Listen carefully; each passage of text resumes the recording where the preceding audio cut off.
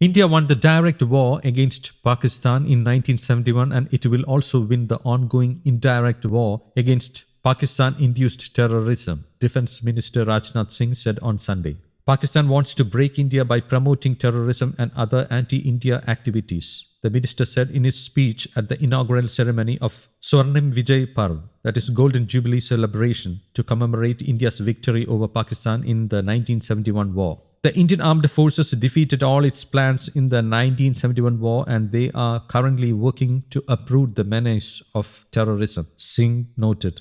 We won the direct war and I can fully assure that we will win the indirect war too, he added. The minister said the Indian government had planned to conduct this Swarnim Vijay Parv in a more glorious manner. However, due to untimely death of the country's first Chief of Defence Staff, General Bipin Rawat, his wife and 11 other armed forces personnel, it was decided to conduct this event with simplicity, he mentioned. He said the valor that was shown by the Indian armed forces during the 1971 war has always been a subject of pride for every Indian. During the last 1 year, many events have been organized all across the country as a part of Swarnim Vijay Varsh celebrations, he noted. The 1971 war was not just against the Pakistani army but also against injustice and atrocities. It was not just a victory of India over Pakistan but also of justice over injustice, he said.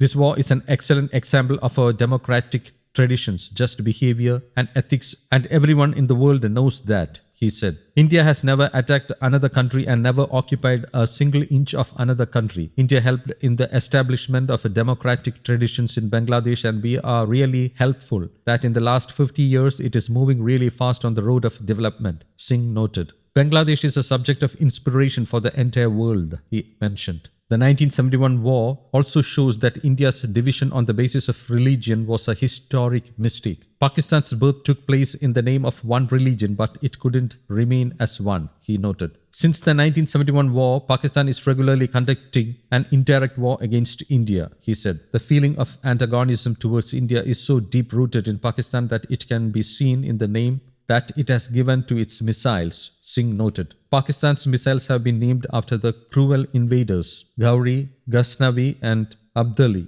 who invaded India, the minister added. On the other hand, India's missiles have been named such as Akash, meaning sky, Prithvi, meaning earth, and Agni, meaning fire.